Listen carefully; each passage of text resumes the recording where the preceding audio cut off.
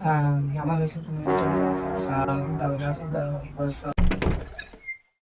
তোরা কি রে ভাত খাই? তোর আসলে কোনদিন আক্কেল জানো না, তুই মূর্খই। দেখ আমার দুইটা সাওয়াল কি সুন্দর ভাবে লেখাপড়া করতেছে।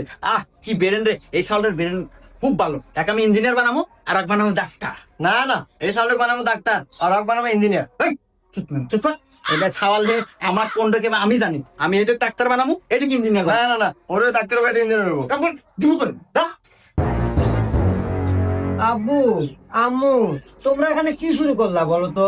তোমরা একটু বাইরে যা শুরু করো, আমাদের লেখাপড়া ডিস্টার্ব হচ্ছে।